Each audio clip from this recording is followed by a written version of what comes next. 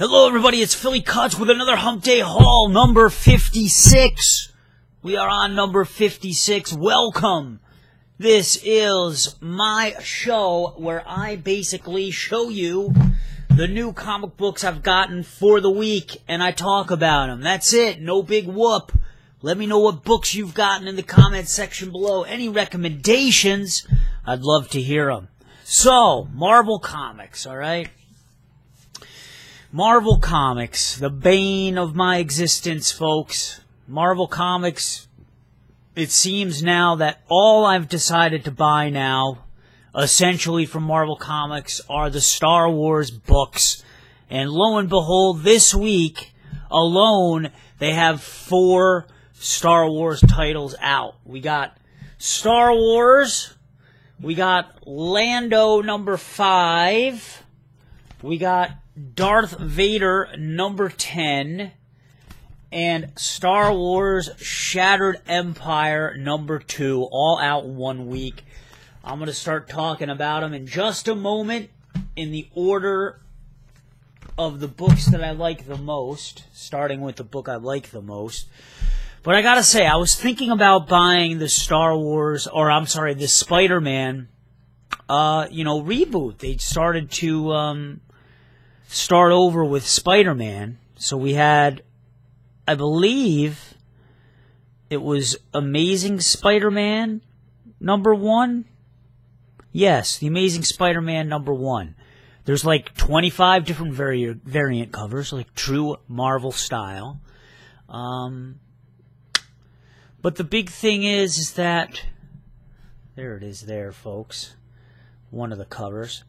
The big thing is that I decided not to get it because they have the cover price of $6. I was not expecting that. Now, granted, I'm going to give Marvel credit. It's a super fat, super thick issue.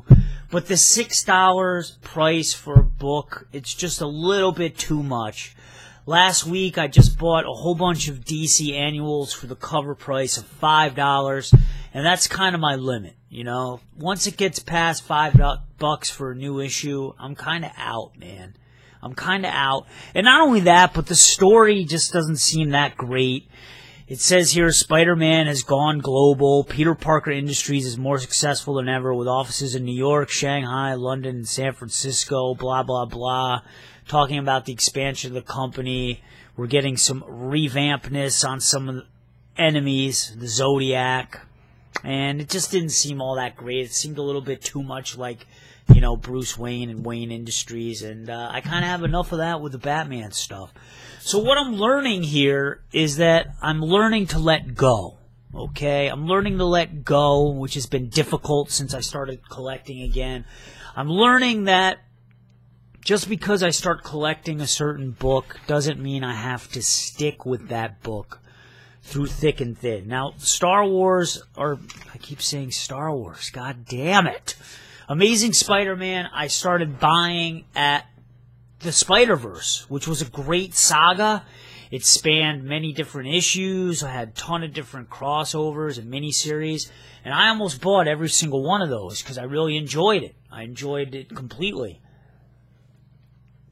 And I just felt that the stories after that, for the Amazing Spider-Man, it wasn't very good. I didn't think Spiral was that great. I didn't think what they were doing with the other Spider-Man story. You gotta remember, they started doing Spider-Man 19, and then they had a whole nother issue, Spider-Man 19.1, which had a whole nother storyline going on about Peter Parker Industries, and it just wasn't very compelling to me. So I'm learning to let go. So not only did I put to sleep Amazing Spider-Man, but I also put to sleep the October faction, which came out from IDW this week. Maybe I can pull it up here. The October faction, which essentially is, think of a very dysfunctional Addams family and their monster hunters. Written by Steve Niles. Let me get you the cover here. But the problem that I had with this was the books were just too short and just too quick to read, and I've been dealing with all that shit with the whole Image, Rasputin issues, and I just thought, you know, I'm tired of going down that trap of buying books that are like $3.50, $4, and I'm able to read through them in 2 minutes. So I'm just not going to do that. I got to get more bang for my buck, because as we all know, buying brand new issues of comics is stupid to begin with, because these go down in price so much after they come out that it's pretty ridiculous, and it's making me rethink my buying strategies hardcore. All right, anyway, enough about the rant. Let's get going with Star Wars. This is the series that I'm enjoying the most out of all of the Star Wars books that are out. Star Wars number 10. It's got two great storylines going on. You have Han Solo and Princess Leia. They're looking for a new place to put up a rebel base. And lo and behold, a woman identifying herself as Sana Solo, or Sana Solo, S-A-N-A-A, she identifies herself as the wife of Han Solo. And she wants to claim Princess Leia as a bounty, I think for Jabba the Hutt or for some other bounty hunter. There's Sana Solo right there, the African-American lady. But Han says, wait a minute, you can't do that because I'm a rebel too. If you do that, you're going to have to turn me in as well. So they all end up on an adventure together, and there's a lot of tensions between Princess Leia and Sana Solo. And you have Han Solo that's kind of trapped in the middle, and it gets a little bit tense. Now, the other more compelling story that I'm enjoying the most is that Luke Skywalker is on this moon called the Moon of Nar Shaddaa. And it's known as a smuggler's moon. And on this moon, I got to take a drink here. On this moon is a new Hutt character that we're introduced to, Grakkus the Hutt. He's a little bit more mobile than Jabba. He has legs. He can pack a punch. He has some Jedi artifacts. He is a collector of Jedi artifacts, and he needs a Jedi to open up a certain artifact, a certain like Jedi con, because it will reveal secrets of the Jedi, and this Hutt is interested in all things Jedi. So that series is going pretty interesting. Luke Skywalker is Grakkus' prisoner. You have R2-D2, or I'm sorry, you have C-3PO and Chewbacca in this issue. They're on a mission to find Luke and to get him out of Dodge. Meanwhile, Grakkus the Hutt wants Luke Skywalker to further prove his Jedi worth by putting him in a battle arena. And he has to do battle against various human beings and various creatures. So far, I'm enjoying Star Wars the most. It seems to be moving at the best pace. Next, Lando, number 5. This is the end for Lando. Another interesting series. Charles Soule, the writer, has just captured Lando, the essence of Lando, perfectly. Perfectly. I'm able to imagine Billy D. Williams, the artwork as well. I think of Alex Maleev. Yep, Alex Maleev does the art. And it's just a dead ringer for Lando. Basically, Lando was in debt. He was in debt. One of his debtors gave him a job to do to get out of debt. And it turns out that Lando ends up stealing the Emperor's ship, like his luxury cruise ship. And on this cruise ship is a heap full of Sith artifacts. And we keep learning more and more what these Sith artifacts can do. Lando has a team of an Orgonaut. He's that little pig creature. He's kind of a master of artifacts. He has 2 assassins with him. There's the Orgonaut right there. He has these 2 cat-like assassins with him. There's one right there. Notice the cat-like assassin has one of those double-edged lightsabers. And there's also a bounty hunter named Shanthra Shah, who's been hired by the Emperor to get Lando back. So, I think the big thing about this issue is you kind of learn the bond between Lobot. He's this funny guy here with the funny thing on his ears. See him kneeling down? See that headband? That's pre-Bluetooth, baby. It kind of showcases the bond between Lando and Lobot. And it kind of shows that Lando isn't just always all about the money. You know, that he has feelings, that he cares, that he's not just a scoundrel, not just scum. And this book kind of ends pretty poorly. Actually, Charles Soule kind of released a story saying that a lot of people may be upset with the ending because it isn't exactly picture perfect, but I'm not going to spoil it for you. Now, Darth Vader, number 10. On the cover, you have Dr. Aphra, who has been hired by Darth Vader. He's part of Darth Vader's team.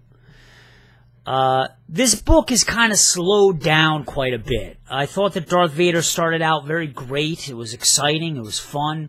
But the last 3 issues have kind of been a pretty slow burn. Darth Vader has been up to no good, kind of assembling his own army. He's hijacked some Imperial ships and has stolen a whole bunch of credits, a lot of money to fund his army. He's kind of been obtaining different bounty hunters. The Emperor is wondering what the hell is going on. Why is all this stuff happening? So he hires an investigator, this investigator Tanith, who just is like a kind of like a cheesy Sherlock Holmes like ripoff kind of guy. I mean, he even has like a freaking monocle, which is just, you know, I keep mentioning it's come on, man, it's freaking ridiculous. He even has kind of like a weird looking mustache. Just got Sherlock Holmes written all over it. He kind of knows that something is going on. He's suspecting Darth Vader. Darth Vader thinks that Tanith isn't suspecting a thing. So it's an interesting little, I guess, cat and mouse game that's going on there. The problem is that it's stagnated a bit. Now, this issue really focuses mostly on Dr. Aphra, who is kind of like a dark version of Indiana Jones or a darker version of Lara Croft. It kind of focuses on her backstory. She is sent to Naboo to talk to this Comodex Ton. Comodex Ton had close relations to Queen Amidala, who, you know, gave birth to Princess Leia and to Luke Skywalker. He has some information that Darth Vader wants to know. Darth Vader wants to know if, in fact, Queen Amidala, because remember, this is back in time, or ahead of time. He wants to know if Queen Amidala has given birth to Luke Skywalker. So Dr. Aphra is sent to Naboo to extract some information. She brings the 2 lethal droid assassins, you know, 000 and BT1, 000 rather. And BT1. I'm trying really hard to get better at the names, folks. Trying really hard, but remember, I read like 40 comics a month. I lose track, man. My brain just gets fried. Dr. Aphra ends up having a really interesting conversation with this Comodex character, who, by the way, looks so much like Tom freaking Selleck. He's like a cross between Nick Fury and Tom Selleck. They end up having some really interesting conversations, and they in fact end up bonding, and you kind of learn a lot about Dr. Aphra's backstory, and you're kind of planted some seeds in this issue that, hey, Dr. Aphra may be a wild card in this series. You know, she may go rebel on us. That's what I'm starting to think. Now, if you're into some more of the newer characters that are going to be coming out in Episode 7, Star Wars Shattered Empire is really the true bridge between Return of the Jedi and The Force Awakens. On the cover here you have Shira Bay, who is a rebel pilot. The story continues to focus on her quite a bit. Last issue, it kind of focused exclusively on her. This is kind of picking up immediately after the events of the Battle of Endor. It's kind of showing how the Empire, or how the universe, the Star Wars galaxy, is unfolding after the death of Emperor Palpatine. And also, in the second half of this issue, you kind of get a focus on Princess Leia, and she is sent to Naboo for a diplomatic mission. And I don't want to give any spoilers, but if you really want a book that focuses on some of the newer characters, I guess, that we're going to start to see in these newer movies, you might want to focus on that. All right, now on to DC. Now, can you believe I didn't start with DC? I always start with DC, man. And I got my Green Lantern shirt on because, hey, we got Green Lantern number 45. Out of all the books that DC has been doing with the whole DCU revamp and all the different changes that they're making to all our characters, all the fucked up shit Cullen Bunn has done with Aquaman, all the changes that they've done to Batman, all the changes that they've done to Superman, I think the change that they've done with Green Lantern has been the best so far. I'm kind of enjoying it the most. Green Lantern is Logue. If you're reading Green Lantern Lost Army, you know that all the Green Lanterns in the universe have been transported to another time, another dimension. They're separated. Green Lantern is the only Green Lantern left in this universe. He has a new team behind him. He has a new ship that he uses, and it has an artificial intelligence, Darlene, who's witty and snappy and cracks jokes. And you have Trapper and Virgo. So although he is separated from his lanterns, Hal Jordan can adapt. He's strong, man. He's a survivor. And he's created a nice team behind him, which is refreshing. You know, people got tired of all the different lanterns, you know, blue, red, purple, indigo. So this is really a story that has been focusing on, solely on, Hal Jordan. Now, Hal Jordan doesn't have his ring anymore, but what he does have is the Cronus Gauntlet, which actually has the strength of a dozen rings. Now, if you really want to see the strength of this Cronus Gauntlet in action, you want to get the Green Lantern Annual number 4, which came out last week, because it showcases Cronus Gauntlet quite extensively, and it really shows what Hal Jordan can do with that thing. He basically takes out the whole Green Lantern Corps. So if you want to see a good battle, a fun battle, check out Green Lantern Annual number 4. You can get it now. This has the final showdown between the Black Hand of the Black Lanterns and Hal Jordan.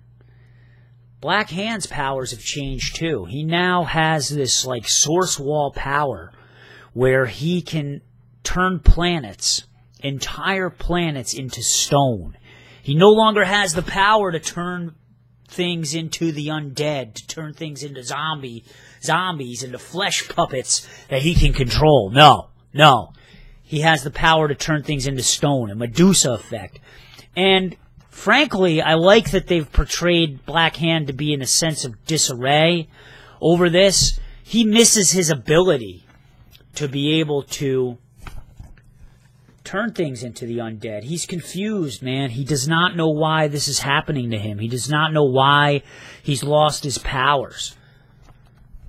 Green Lantern basically tracks down the Black Hand. He kind of follows the breadcrumb of planets that have been turning to stone. And he finally catches up with the Black Hand in this. Black Hand is not happy to see him, starts throwing stone bodies at Hal. Hal has some good defenses with that Cronus Gauntlet. And they get down. And Black Hand kind of reveals to Hal Jordan that, hey, I'm on my way to Earth. And Green Lantern is, oh, fucking no way. We're not going to have another Coast City catastrophe on my watch. And basically a battle ensues between those two. And Hal Jordan has to stop Black Hand before he gets to Earth. And there's some fun facts revealed in here too, so I didn't spoil the entire issue for you. But check it out. Like I said, it's the one thing that DC seems to be doing right.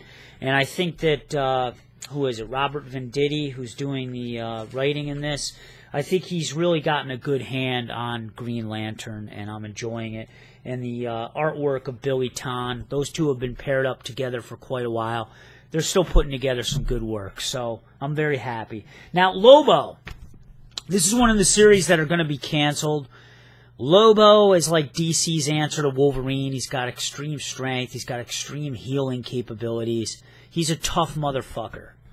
I guess a lot of people haven't been happy with Lobo as of late. As of, you know, the new 52 Lobo hasn't worked out for a lot of people. I don't know anything about Lobo, really, because I just started reading him now. All I know is that there's huge Sinestro crossover material, both in Sinestro's book and in here. As you can see, the banner across the top, Sinestro Rising. Basically, Sinestro has hired Lobo to take on different jobs, to take out different lanterns across the universe. So he's already done some work on the Blue Lanterns. He's already done some work on the Indigo Lanterns. Now the focus is turned to the Red Lanterns of Rage, and he pays a visit. Lobo pays a visit to the Red Lantern home planet of Yasmalt, which is just a bloodbath of a place. And this is where the Red Lanterns have been laying low. And there's some great battles in here. You got Atrocious in here, leader of the Red Lanterns. You got Dex Star, his pet cat. You got them singing their Red Lantern song. As you know, every lantern has a ring that has a cadence, that has a song. I like Sinestro's the best. But Sinestro basically is building up his own army while the Green Lantern Corps is away. Because Sinestro, as we all know, is obsessed with order. He's a despot. He's a dictator.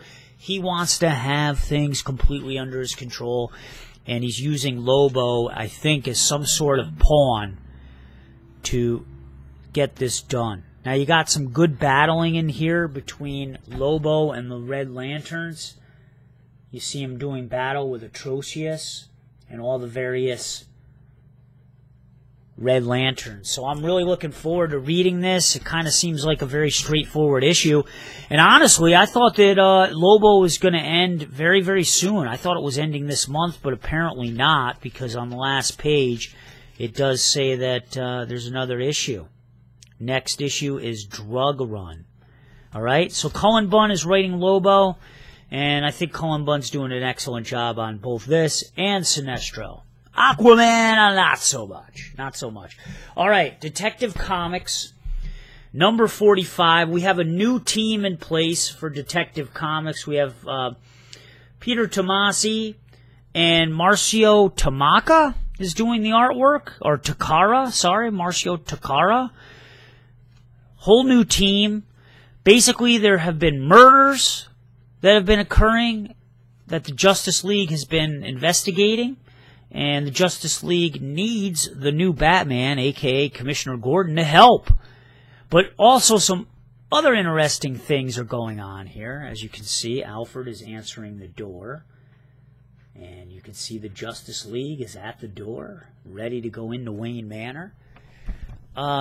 Wonder Woman takes her lasso of truth and puts the amnesiac Bruce Wayne under the spell of the rope.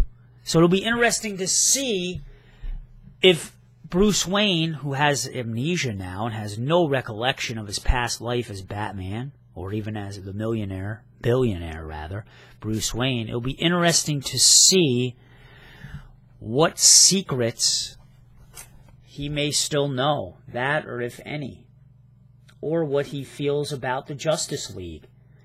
So kind of cool. Kind of cool. I'm looking forward to seeing the work that Peter Tomasi does on this, as he's done plenty of Batman work in the past, and he's also currently doing a lot of Batman work for Arkham Knight. Which leads me to Arkham Knight number 9. Again, I'm a bit behind on this series, but apparently Batman and Deadshot are teamed up in this issue to take on a blob known as Metamorph-O, who's just kind of like this blob-like character who kind of takes on different elements of his surroundings. So Batman and Deadshot do battle against him. That's the first story in this book. It seems like the Arkham Knight series is always broken up into 2 different stories. The second story has to deal with Calendar Man. I guess there's been a series of murders that has been committed on Labor Day, and Batman is called in to get some answers, to find out what the hell the Calendar Man has been up to. So, Arkham Knight, like I said, I'm a few issues behind. I kind of don't know what's been going on. I gotta catch up, man. I gotta catch up. But I don't mind. Sometimes I really, like I said, like to stockpile some of the books and then just kind of read them all in one shot, and that's pretty much where I'm at with Batman Arkham Knight. And finally, thank God, it was a light week for the independent comics. I had nothing interesting from Dark Horse coming out, nothing from IDW. One comic from Image, Plutonia. But let me back it up a little bit. Omega Man number 5 came out, and this is a good sign, I think. My comic book shop was sold out for now. They said to come back probably on Friday or this weekend. Most likely I'm going to wait until next Wednesday, and I'll pick it up then. But the recently canceled, then brought back Omega Men, which deals with the story of Kyle Rayner. If you've been wondering what the White Lantern has been up to, I don't want to get into a whole spiel about the Omega Men. Just Google it, because I talk about it like all the time. I feel like I'm getting a bit repetitive, because I keep buying the same book, so I'm trying to spare you. But the Omega Men, I'm glad to see that at least at my shop it's successful, and if you can, please pick up that book. I'm really enjoying it. Peter King, or Tom King, the writer, has really crafted an excellent, excellent story that raises a lot of moral questions about terrorism or freedom fighters, depending on how you view certain things, depending on how you view something through a certain paradigm. All right, Plutonia, Image Comics. I got confused when I went into the shop today because this cover looks exactly like issue number 1, except there's a boy standing there, and I don't have all these characters' names down yet. Plutonia is a superhero in this universe, and she is dead, folks. She's found by a bunch of kids in the woods, dead. And the first thing that came to mind when I read, the teasers for this was, this is like Stand By Me, man.